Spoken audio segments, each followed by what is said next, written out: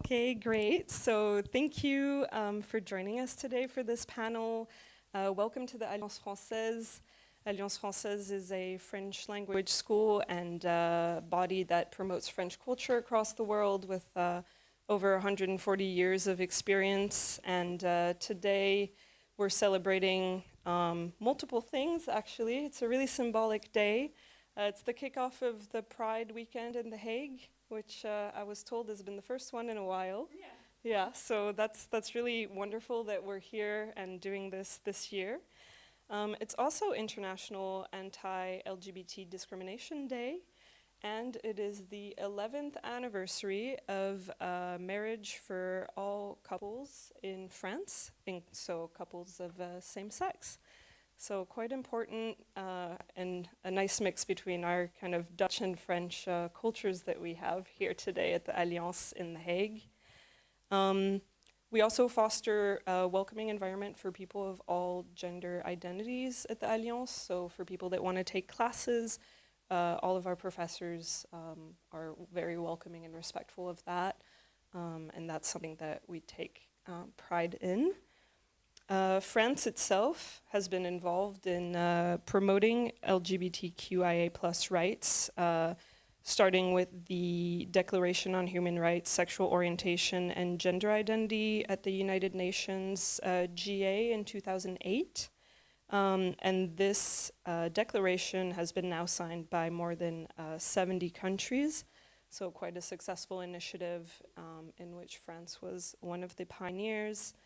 In Europe, it's promoting the European LGBTQ Equality Strategy 2020-2025, which is all about promoting awareness as well as protecting rights for all.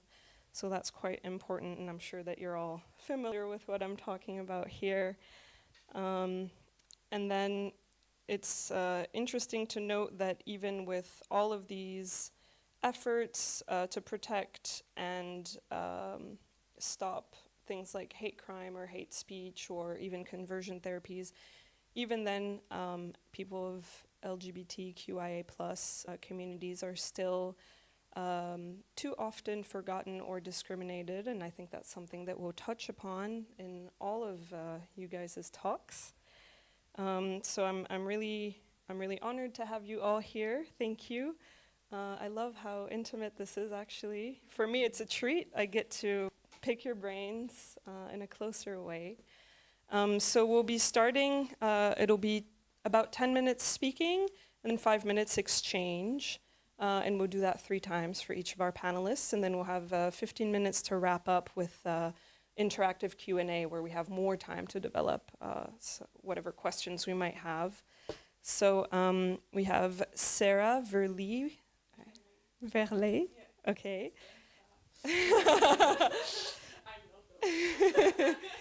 And she's lead community manager at Bi+ Netherlands, which is an organization that promotes visibility for bi people and questions around mental health for them and their rights. And also it's noteworthy to say that the bi community does not have a European-wide organization the way that the homosexual or lesbian communities do.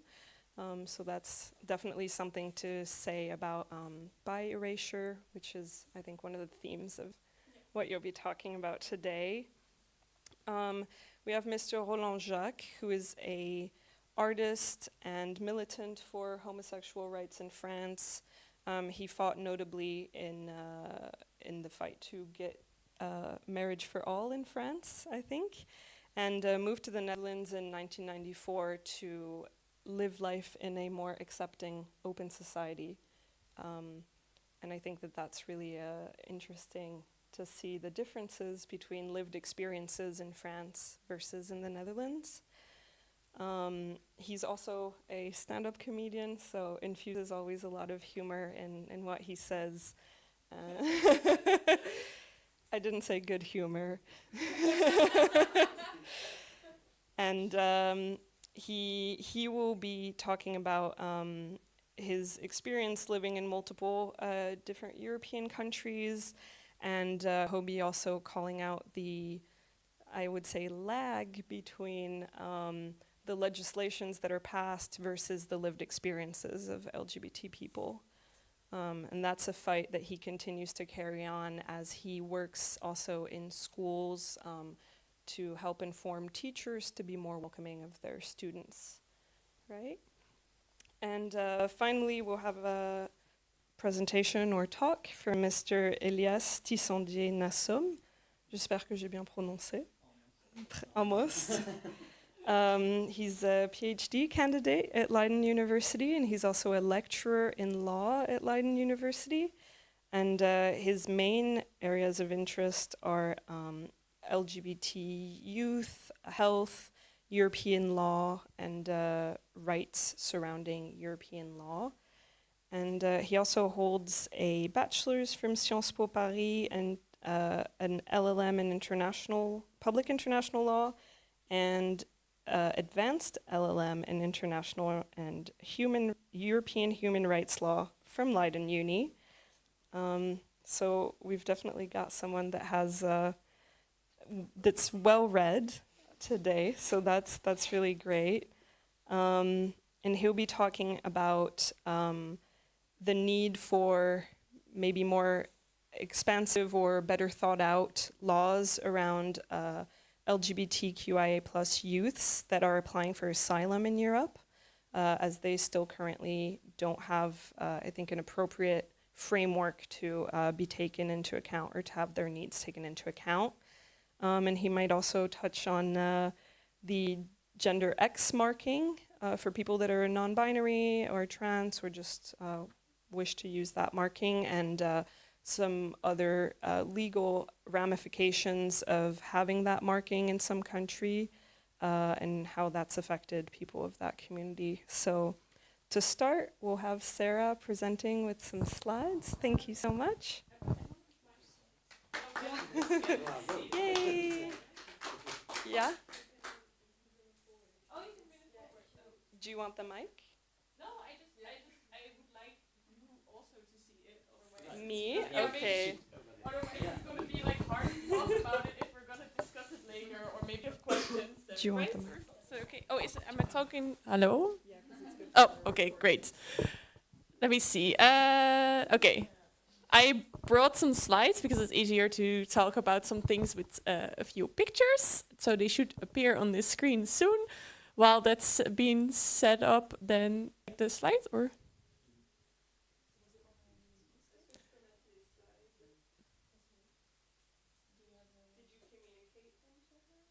No, I sent them to you. Okay. Oh, I also have my laptop, so just in case. I thought your laptop. Yeah. That sounds okay. I'll try to be very quick.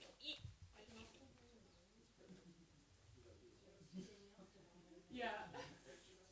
I normally also have the slides, but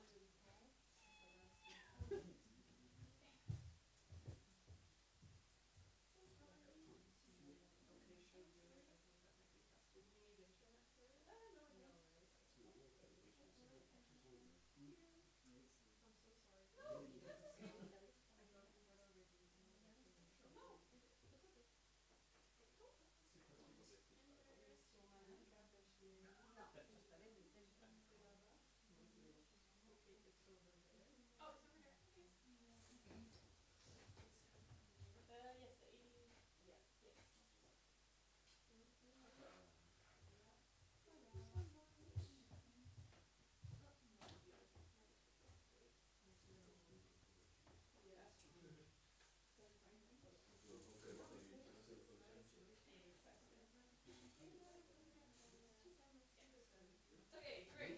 We did it. Problem solved. Okay.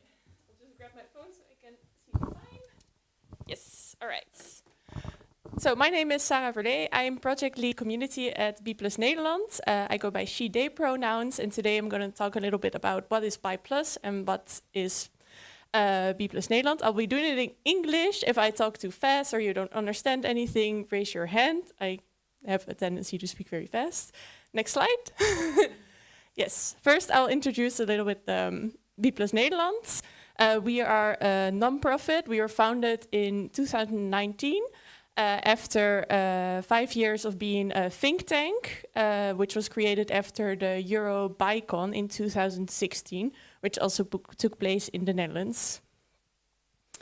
We are a Dutch national equality organization for BI+ people and BI+ inclusion. You might be wondering, what is BI+?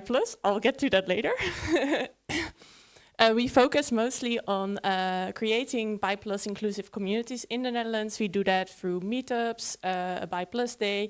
We even have a boat at the Amsterdam Canal Parade, all to make BI+ people more visible and to create BI+ specific spaces, which are sorely needed by the community.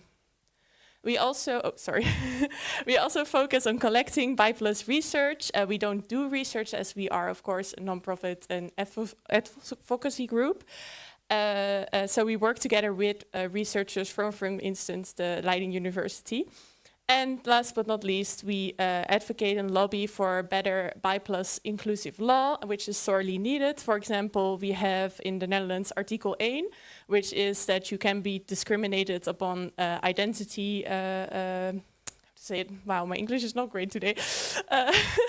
Identity markers such as your cultural background or ethnic background. But until this year, there wasn't any mention of, for instance, handicap, but also there was only mention of being straight or gay. So it was called in Dutch heteroseksuele or homoseksuele gerichtheid, which is not BI+ inclusive. So it only took until this year to really make that work. It's like 20 years of lobbying for that.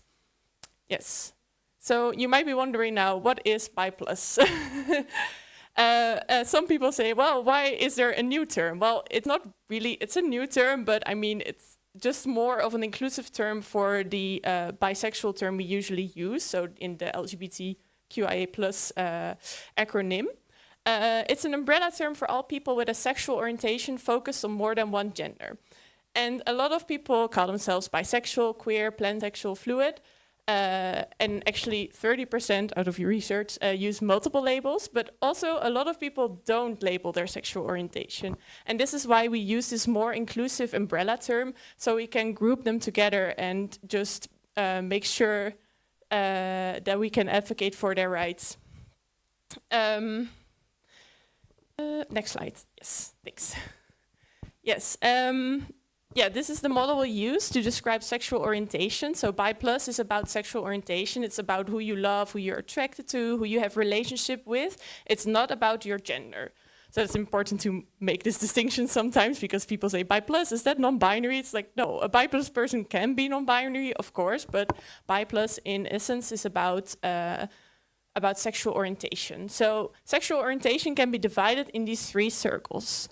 The first one we have is attraction, can be either sexual and or romantic. So who are you attracted to? Who do you fall in love with? Then we have behavior. So who do you have relationships with? Who are you walking, over the street hand in hand? Or are you kissing or having sex with? And then the last one is identity. What do you call yourself? Or maybe you don't label yourself. Well, with a lot of people who are not BI+, these circles usually overlap. But for a lot of BI+ people, this is not the case. So for instance, a homosexual man may be only attracted to men. He has a relationship with his boyfriend, and he calls himself gay or homosexual. So all these circles overlap. But the boyfriend of this homosexual man may be pansexual, so he's attracted regardless of gender. He calls himself pansexual, but he's in a monogamous relationship with this homosexual man. So people see them walking on the street, they're like, oh, well, both of these men must be gay. Next slide, please. And this while 1 million people in the Netherlands have BI+ feelings and or experiences. So it's actually the biggest group within the LGBTQIA+ community, but usually very invisible. Next slide. And this is because of something called the monosexual norm. Because if you're not BI+, you are monosexual. So you are attracted to only one gender, and BI+ people are attracted to multiple genders. So that's something straight and gay people have in common. I know, shocking. Next slide. Yes, the monosexual norm is actually the expectation that you are attracted to only one gender. So you're either straight or you're gay. it works together with the heterosexual norm that everybody assumes people are straight. And then, you know, after that, they're like, oh, if you're not straight, you're gay. So that's the monosexual norm. And it leads to a lot of bi plus erasure. In the research that has been done in the past, the grote B+ onderzoek, big bi plus research in 2021, it showed that almost half of bi plus people have experienced that their sexual orientation was not taken seriously. So a lot of bi plus people have experienced that if they come out as bi plus, as bisexual, pan, queer, a lot of people sometimes don't even believe them or not take them seriously, which is a consequence of this monosexual norm. Okay, next slide. Yeah, we also see this monosexual norm reflected in some pretty horrifying numbers from research. We know that from Dutch research that bi plus people usually have worse mental health compared to homosexual, heterosexual, lesbian people. And we also know that bi plus people, and especially bi plus women, encounter a lot of sexual violence. It's disproportionately high. Unfortunately, because of the monosexual norm and bi plus erasure, not a lot of research has been done into the reasons why this is the case. So we can't really explain it, but we're really working hard to make sure that we can do some research. Actually, right now we're starting to do research with Act for Respect Unlimited and Atria Kennisinstituut voor Vrouwengeschiedenis to look in the experience of bi plus women with sexual violence. So I'm hoping there's going to be some change soon. Next slide. We also recently finished a big research on bi plus people and work together with the Leiden University. And these are some old numbers, that's why it's still mentioned bisexual. We're trying to make future research more inclusive, so within our own research we always use bi plus. Older research unfortunately only refers to bisexual people. But from older research we can see that a lot of bi plus people are not at all open at work. We see it like 50% of the bi women compared to 98% of lesbian or gay women and only 26% of bi plus men. This is a trend that we see in a lot of research. Bi plus men especially carry a lot of internalized stigma about their identity. Sometimes they're not even open to their own partner they're married to. We can also see that some quotes, because our researchers also interviewed a lot of people. Someone said, I was afraid of not being rehired when my contract ended, so I kept my private life very much to myself. So you see that a lot of bi plus people are not open on the work floor about their identity.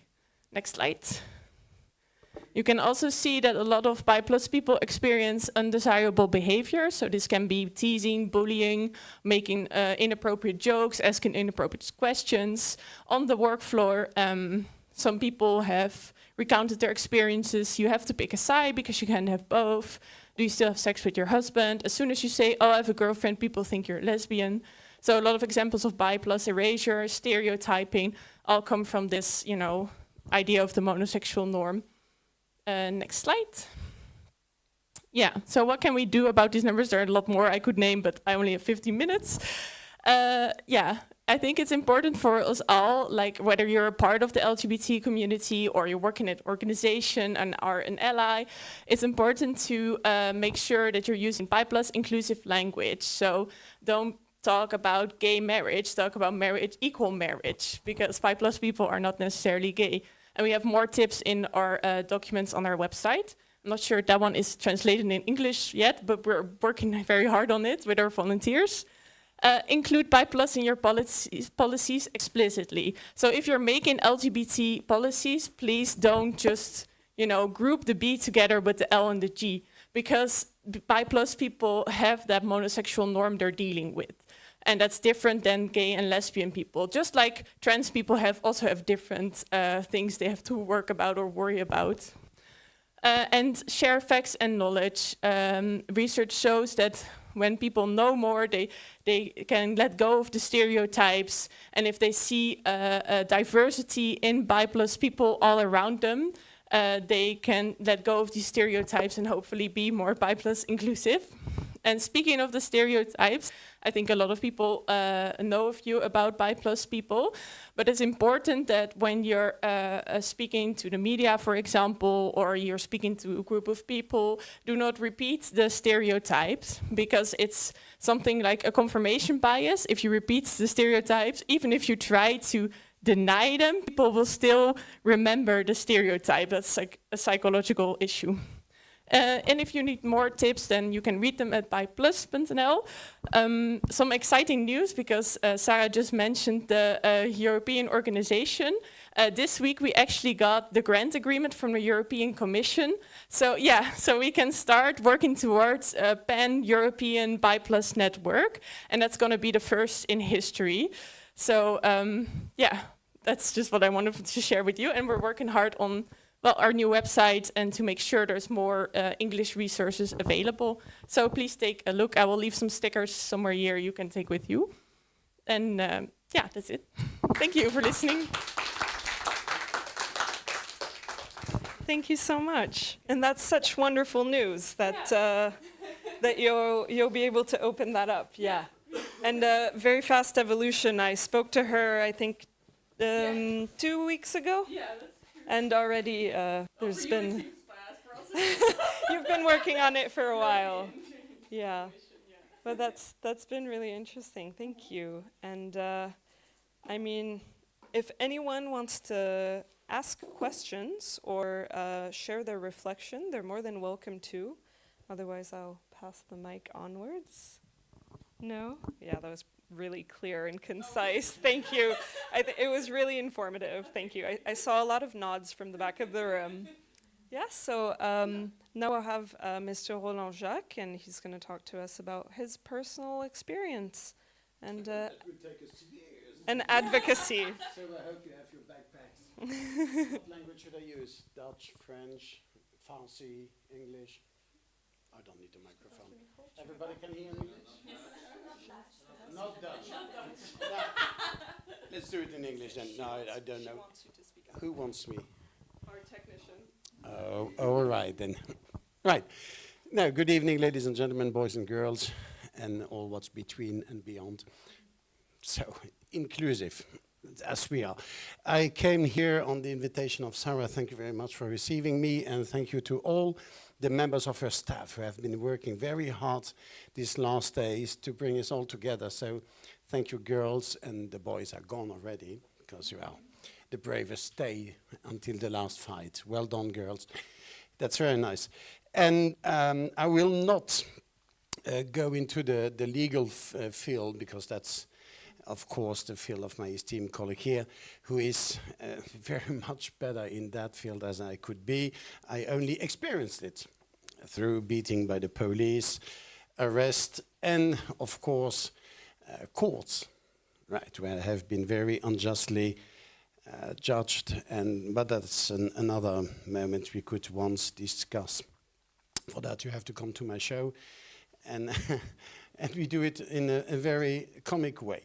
Well, my ways of speaking, what we're here in the Netherlands, it's so nice because as I came here, Sarah explained to you, as I came here, I found a gay acceptant country, and as they say it here, gezellig. A very nice country that could give me the opportunity at once to just be gay. Just be it without being ashamed or afraid or whatever could happen in France. That wasn't the case. Why? Because are there some French here? Well, except, right, in France, for those who don't know, you must know that until August the 4th in 1982, that's not so far, not so long ago, gay people were still criminalized. There were still people to throw in jail. There were people the police could just beat up normally, and we had no rights at all. And it happened to me sometimes, of course. And as we spoke also with Elias earlier, you have the law, you have the beautiful texts, of course, and you have the reality, you have the facts. Even after we were discriminalized, the beating continued, the homophobia continued. And in France, it's really an issue, and it's very hard to get past this. And we saw it in 1912, in 2012 and 2013, the moment that our Secretary of Justice came with that proposal, the mariage pour tous, as the equality in marriage, and it was in once we saw graves opening, really, and that's not a show. That's not in my show. That's how I saw it. We saw graves opening and all these monsters coming out, all these people coming in the street, and at once homophobia became legal again, and we were insulted and we were beaten, and we were, even though people as Cardinal Barbarin was later convicted as being a pedophile, by the way, and covering pedophile abuse, he said about us, if they can marry, you can also marry dogs. So that's how they talked about us. So that created in our hearts very much pain, a lot of pain, of course, and well, we could talk about, indeed, in these beautiful slides, you could see how it can work psychologically on us. And many young gay people committed suicide in these days. We never talk about it, but it's very important.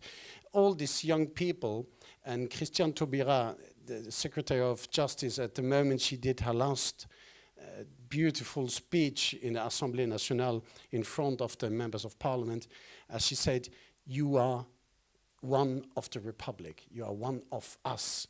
Don't listen to those who make noise. Don't listen to those who bring hatred, because you are beautiful people and just be whatever you are.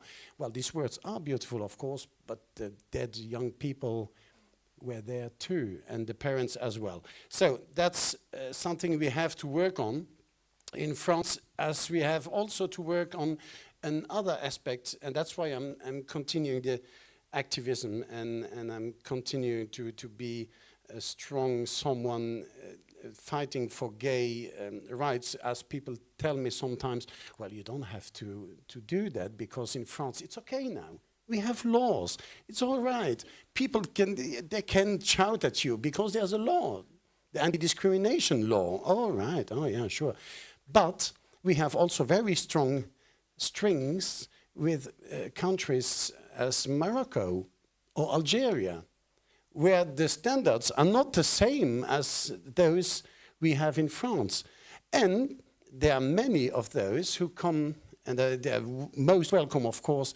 They come in France, and we see something absolutely amazing, even in Holland, by the way, where Moroccan people are divided in two. One side can enjoy the freedom at last, free at last, so they can be gay if they want to, because in Morocco they will be beaten up and thrown in jail. So here they can. And the other half, they want to use the same laws they have in Morocco, but here in the Netherlands or in France. So that's where we have to continue to educate, to assist, to help, to do what, what's the voornaam weer? Sarah, oh, that's weer Sarah, oh yeah. What Sarah told us is just to be present, to tell to people, just continue to be there and explain and be there to answer to all the questions one could have.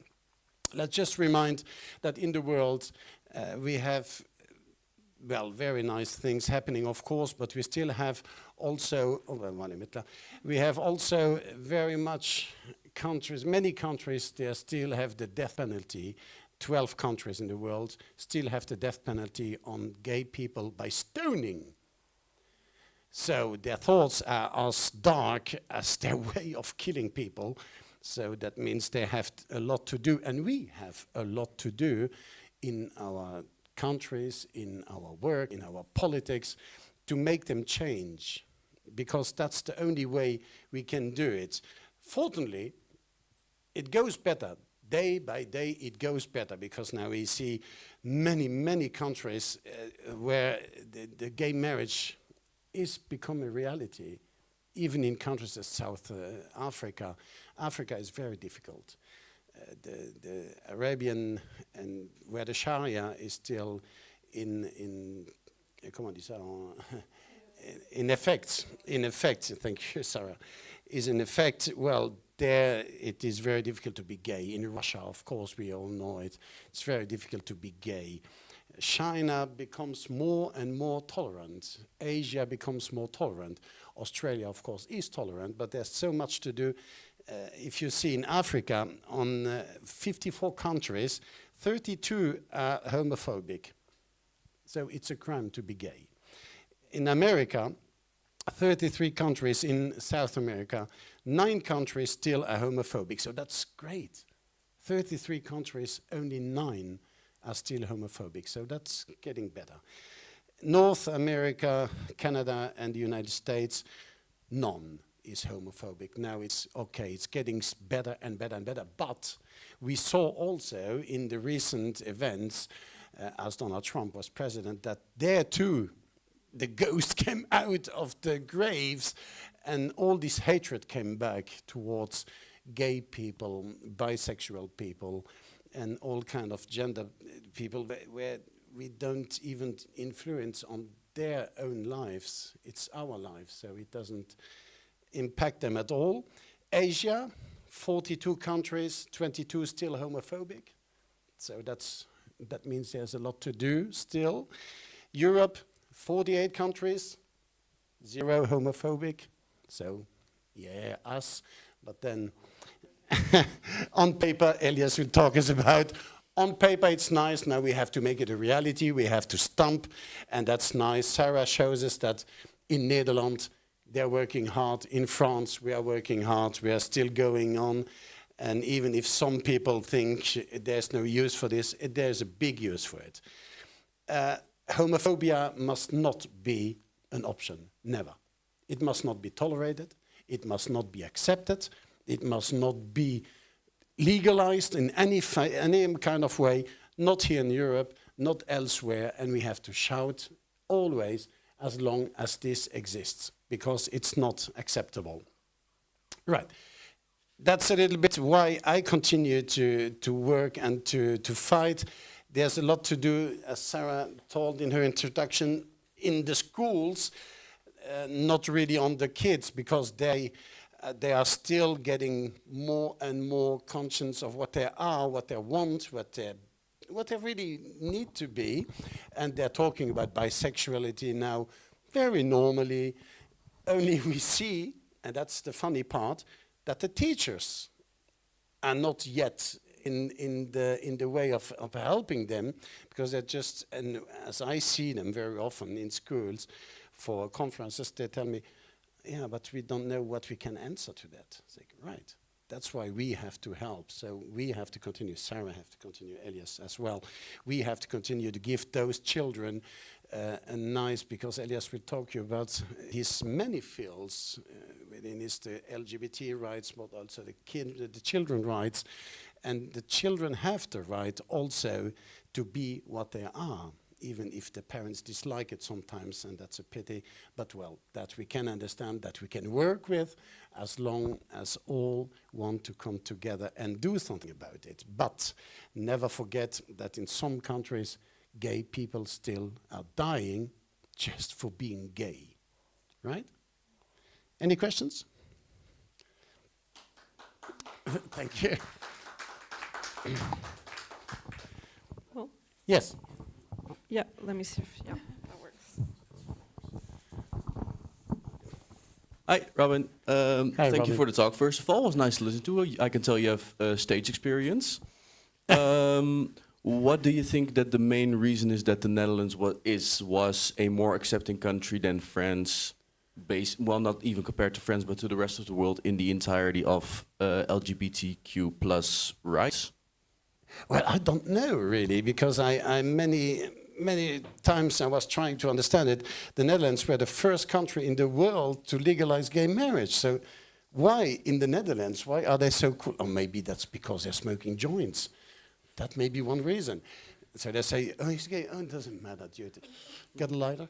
Well, I don't know really, but they have this. The Netherlands has a history of being tolerant, well, in regards of religion as we could see with the Prince of Orange, and also, well, if you know the history of the Netherlands, well, she's laughing, but it's true. The history of the Netherlands is so rich and so nice, but we saw also that this small country very often was taken over by the Spanish, by the French even. Naughty you. And they had always to get better. So they chose the good way many years ago to be tolerant on religion, on people's rights, on ending slavery. They were not the last, unfortunately. Oh, there are Dutch people in the rooms. But I don't know why they're more tolerant, but what I know is that they're a beacon of light in the world, because as the world was still in obscurity, the Netherlands were shining all over the world, and the whole world was looking towards the Netherlands, some shaking their heads with the and others saying, oh, at last. You know, segregation, and that's why you can see my whole life is written on my body. And I took these very nice words of Dr. Martin Luther King. And this goes not only for people of race or religion, but also for us homosexuals.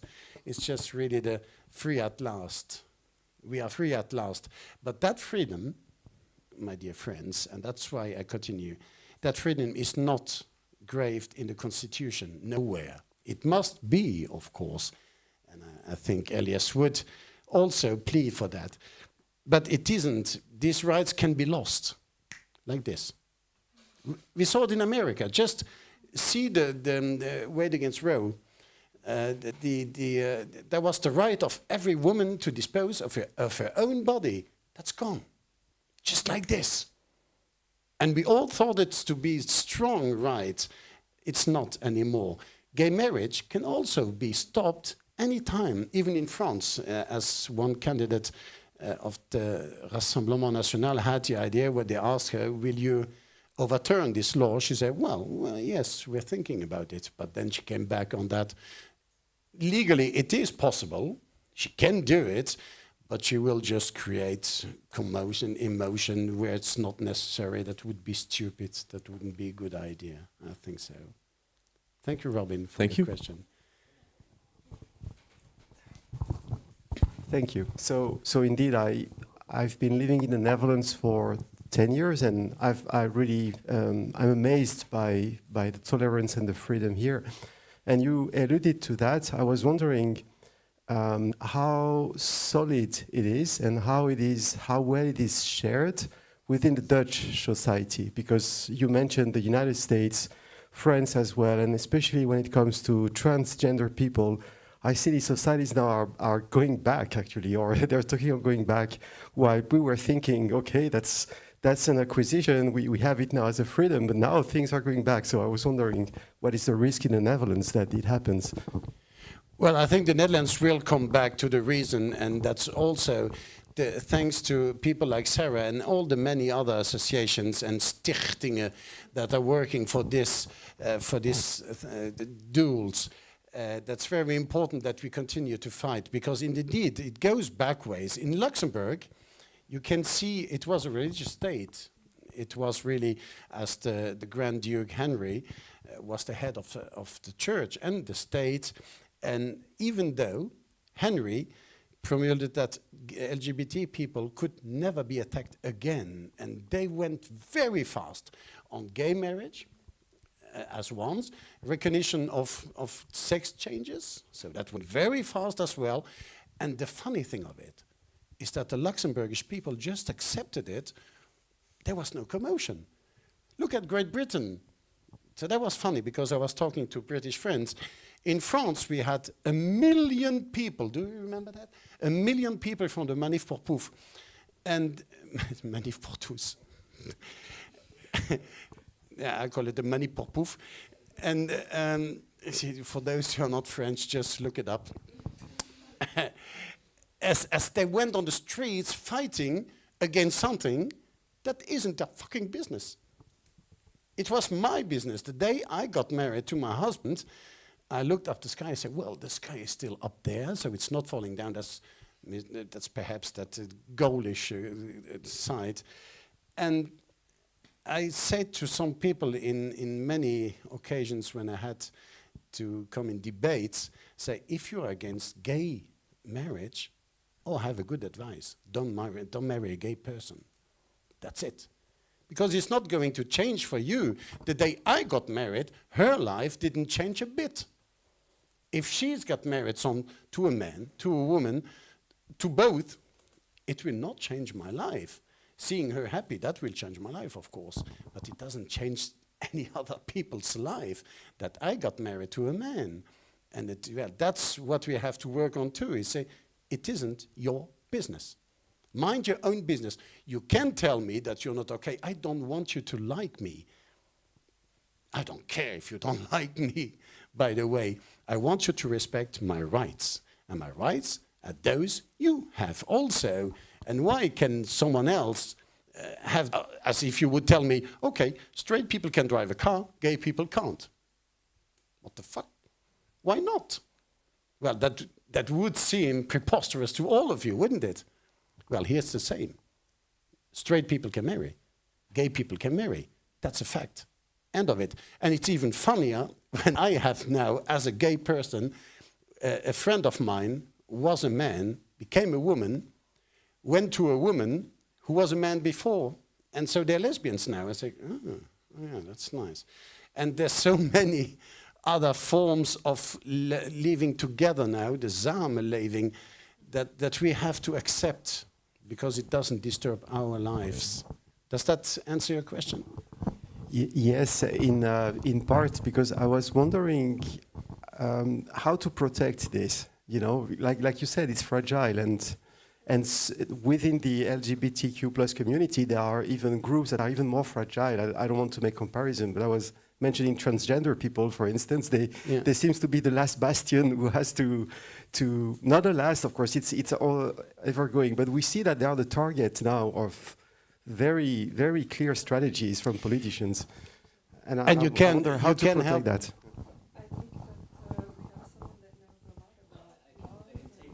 It also ties into what I was going to talk about. Oh, yeah. I also want to add to that. Yeah, first for your question, I think it is a really important point to bring up trans rights, to bring up intersex people. I'm really grateful you were talking about bi plus people. The issue to me with the Netherlands is that because it has been such a front runner with queer rights, it kind of relies on this idea of we were the first country to have same-sex marriage. We stopped in 2001. Exactly. But then when you look at the rest of the community and the people that are truly being vulnerable right now, there isn't much being done, if not actually negative action. And the issue with trans right now mostly is that the question is being framed as a children's rights question. It's being framed as an attack on children. It's being framed on we're providing medicine to children when we shouldn't be. We're forcing children to something that they're not ready for. The problem is that historically that has been done just systematically. We go for children because children are kind of seen as those, like, they have less human rights, or they're less aware of what they're able to do, of what they should be doing. So there's this control over them. And when it comes to trans people, it's a control over their bodies. It's a control over, if we can deal with the question as a children's rights issue and frame it as this attack on children, which is the population that everyone will agree we need to protect, it's easy to bring hate. It's easy to bring in those questions of fear. The problem is that most of what we hear, and especially what concerns children and gender non-conforming kids and intersex kids, is not true in the media. No one is making children get surgeries.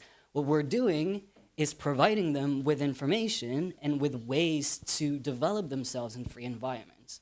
And that's something that, if I can tie into what I work on, and my PhD, I work on LGBTQ plus children that apply for asylum. So that would be children, so anyone under 18 that has to flee their country to apply for international protection because they fear for their life because of their LGBTQ plus identity. And in the asylum system, of course, in the Netherlands, in Europe, in most countries, sexual orientation, gender identity, and so on are recognized as protected grounds. You can apply for asylum on those grounds. There are issues for adults, but those issues, when we look at children, they're exacerbated. Because the problem with adults is that it comes down to a question of, well, now that we've accepted that you could be persecuted because of your LGBTQ plus identity, what we can question when you apply for that protection is, well, are you telling the truth about being LGBTQ plus? And then we fall into those legal processes of questioning people, and there used to be medical testing for such things to try to prove that someone is truly an LGBTQ plus person, which is something that's hard to prove. And the thing is that right now, mostly we focus on sexual activity or having some sort of personal testimony that has a proof of sexual attraction to the other gender. For sexual orientation claims, for gender identity, often it will rely on having a coming out story, of having tried to access medical care, and so on. But then when we look at children, and that's what I'm doing mostly with my research now, is we fall into this pit of, can children be LGBTQ plus? And can they be sure enough of those identities that it justify that we will give them protection in another country on that ground?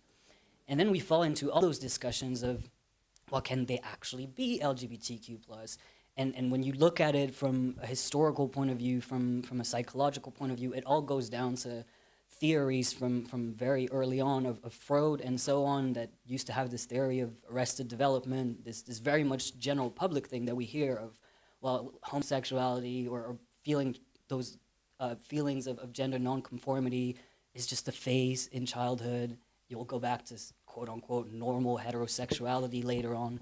But because of those social ideas that we have on LGBTQ plus and children, we fell into this situation where it's extremely hard for those kids to even get protection because they're just not believed on their identity and on who they are. And how do you prove, especially as a child who's going through a procedure that's already extremely stressful? It's already people that have usually gone all the way across the world fleeing violence and fear that go through this whole journey, and then they get to the Netherlands, to France, to other countries, and they have to prove that not only they face violence, but also they have to prove who they are to people that don't believe that children can be LGBTQ plus. And what I work on is I do the legal point of view of that a lot. So we have in law the Convention on the Rights of the Child, which is the UN convention that has been signed by the most countries. It has been signed by every country but the United States. So it is a very, very strong document. The problem is that this document creates all those child-specific protection and those ways of protecting children and making sure that we take into account their vulnerabilities and so on. It's not applied in practice. And what we see is that the few cases where it's applied, it's when the child really appears innocent and childlike. And with LGBTQ plus children, that creates this paradox of either they're believed to be LGBTQ plus, but because queerness is an adult thing, they're not treated like children anymore. And all those protections that they deserve and that they need are not being applied properly. Or we see them as children and as innocents and non-sexual people, and then all of a sudden we don't believe that they're LGBTQ plus, which creates problem for them because it's the reason for why they're applying for protection. So if they're not believed on that, they're not getting protection. And we fall into those cycles of not really knowing what to do with those children. There's very, very little education, if any, with asylum offices, with the IND in the Netherlands specifically. There's very few just people working on the topic and anything to just kind of say, well, we have those children's rights protection, we have the asylum system, and we have those children. We need to make sure we're protecting them as we should. And I think that ties in a lot with what you were saying about erasure and invisibility, and I think that's something that queer people face in general and in different ways. And that kind of ties into my second research topic, which I worked on previously, when I worked a lot on third gender markers. So the Netherlands, but also other countries, have created those X markers that you can have on your identity documents instead of an M or an F, and to create some sort of legal recognition for non-binary people, intersex people, people that identify themselves outside of this binary. And my research kind of came from the idea of saying, well, that's nice, but how does it work in practice? And do non-binary people and intersex people actually want that? So I went out, I asked a lot of people, a lot of non-binary people, a lot of intersex people, and what came out was most of them said, we're not doing that. Because in the better world, sure, it'd be nice, but right now, I mean, you know, like me, especially in this country, like every day you're asked to show your ID to get into something. Imagine having a marker on your ID that identifies you as a queer person. That's extremely dangerous. It's not something that people will do because it's dangerous. And even more than that, it comes down to the idea of, and I think that ties in a lot with the situation of bi-plus people, is that we're significantly trying in law to include queer people in a system that wasn't made for them. We're trying to create space for them in this system that was created not with anything else in mind but a cisgender heteronormative framework. So we can only go as far in doing that. And I think that when I worked on non-binary issues, I tied it a lot to bisexuality in the sense that there's this tri-categorization of we had heterosexual and homosexual, and then we kind of allowed for the recognition of something in between of bisexuality, and we're trying to expand it now by more than that. And with gender, it's the same thing. We had cisgender and trans and male and female, and now we're like, well, maybe there's things in between, but maybe it's not the job of the law to be regulating on gender, which is fully a social concept, and so is sex, and to be trying to quantify in legal terms those social concepts that are just evolving all the time. So the idea of this entire research in the end was to say, well, why are we even registering gender? Why do we need it? I went back to historical archives. It comes from Napoleon, who started registering gender in France with the civil code to know how many men were on his territory for the army. It was purely based on that, and then it became this thing where we hear, where it's so important, and states bring it up saying, well, we can't get rid of gender markers because how are we going to do affirmative action for women, and how are we going to get data on gender discrimination? We used to have religious markers and race markers on our IDs. It doesn't mean that we don't have laws against racism or religious discrimination, or that we don't have research done on those topics. The point is that what it comes down to is that the state, by keeping those markers, is keeping control over queer people's identities, but also women's identities and bodies and so on.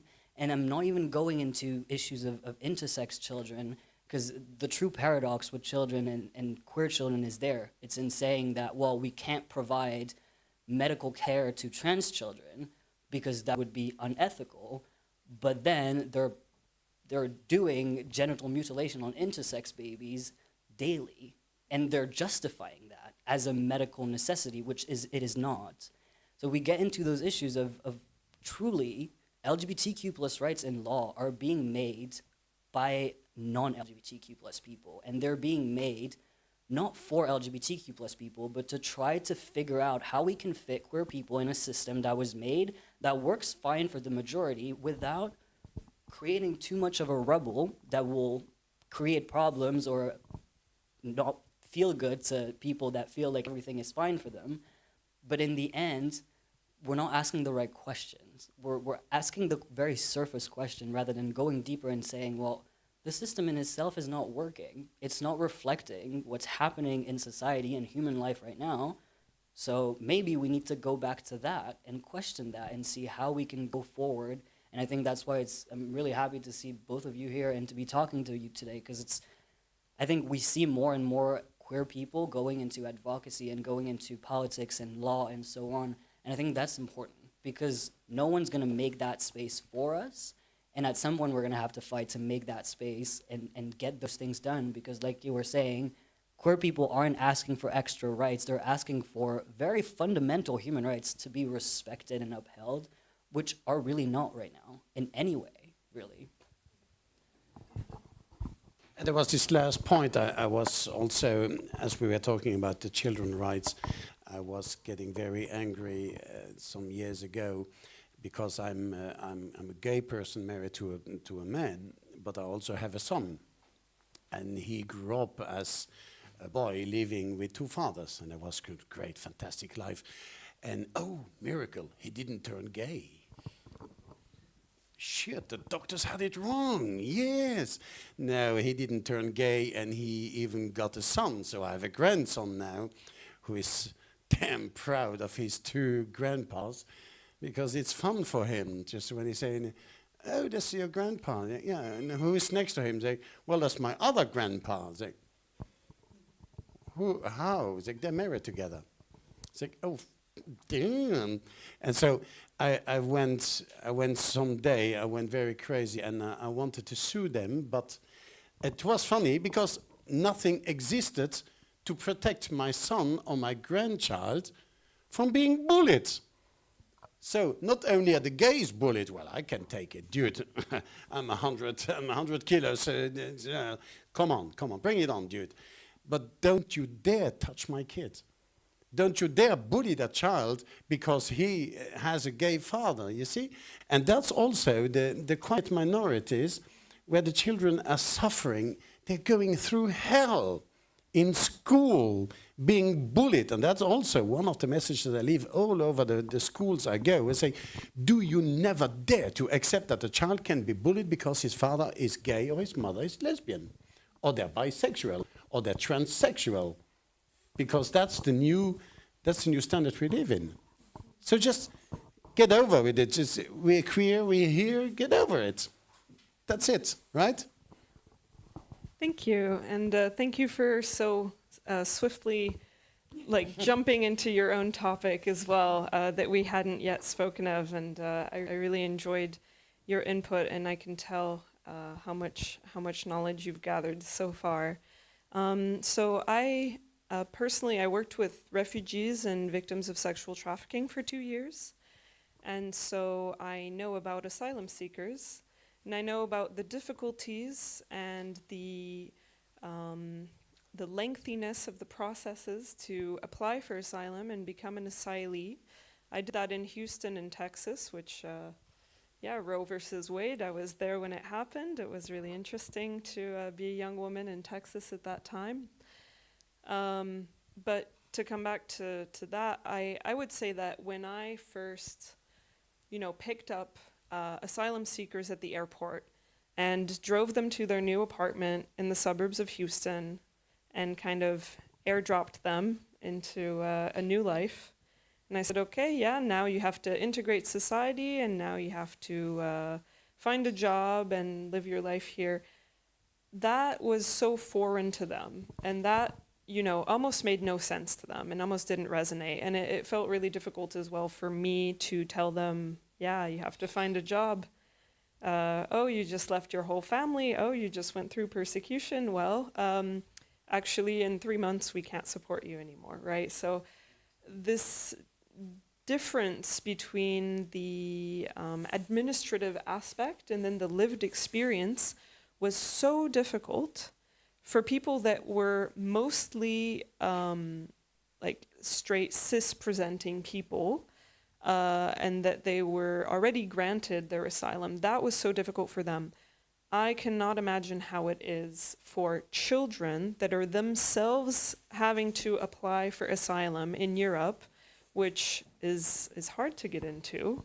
And how challenging must that be to not only not know your rights or the law in general, but then to have to advocate for yourself in a system that is obviously pretty unadapted, as you've underlined. And I'd like to know if you kind of have had any experience firsthand or in interviews with children and any feedback on how it is on their end. How is the process for them to try to get into Europe on the basis of persecution for their gender or sexual orientation? Yeah, well, the thing is, I'm not sure about the US system, but in Europe, they have to apply for asylum here. So they have to make it here first, and then the thing is that the application might get rejected. Once it does, it's complicated. With children, the thing is, states have a harder time sending back children just because it doesn't look good. But what they tend to do, and that's done in the UK a whole lot, especially with gay teenagers, is whenever they're not really giving them refugee status, they'll give them an exceptional leave where they can stay until they turn 18. And then they have to apply again once they're 18 or leave. but since they're not children anymore, it doesn't look as bad for the government. But the problem is that, and I mean, I've worked a little bit with some asylum seekers back in the day when I was in Paris, and it's a terrible journey. And I was working with people that weren't even coming from that far. They were coming from Russia, most of them. So it's still continental Europe. They're still not going across oceans, but it is often when they're young people as well, they're, the persecution they're fleeing is at the hand of families, of close ones. So it's extremely hard to get out of that environment and to just reach out to someone. I was lucky enough to work with an organization that helped them to bring them all the way to France at the time, but it's just complicated. And then they're faced with a system that's just not made for them. Even just in terms of facilities, I mean, the Netherlands is working on that. They have a few family centers now for asylum seekers with quote-unquote child-friendly facilities and so on, but it's really not what it should be either. And then we come into issues that the asylum framework, although it sounds like a very straightforward thing of if you face persecution or you face violence, of course you can stay, it's a very, very tricky definition and legal process to go through. There's a bunch of criterion to fill out and very specifically, and one of them is having what they call a well-founded fear, which means that you have to show that both there's an objective reason why you're afraid of staying where you were, but also that you're able to express some sort of subjective expression of fear.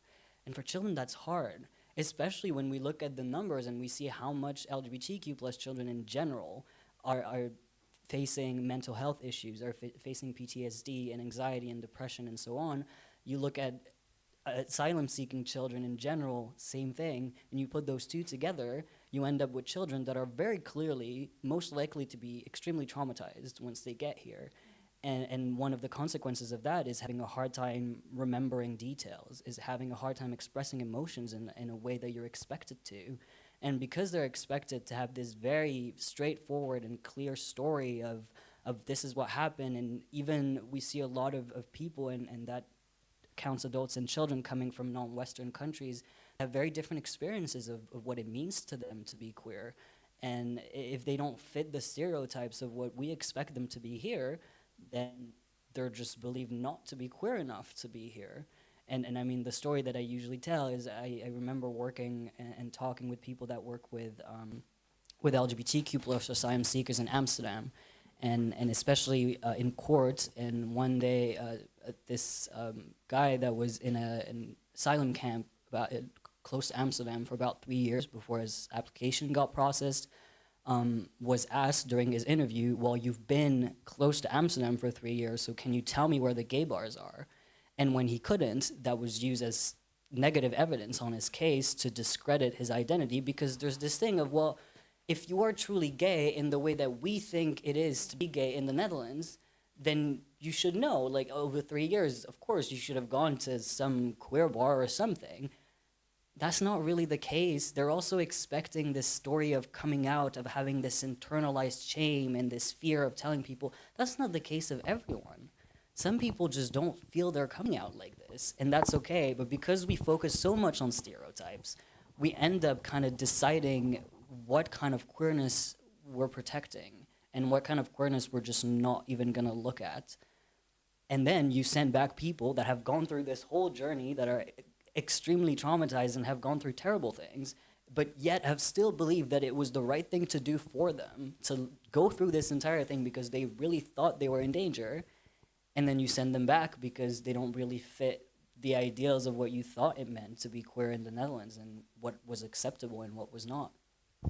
Yeah, thank you. Yeah, I want to ask you a question, if that's okay. Yeah. And also tying it in with the question from the public. I think it's important right now because this week the government has signed a it's going to be an extreme right-wing cabinet, and I think many of us are probably fearful for what the future will bring.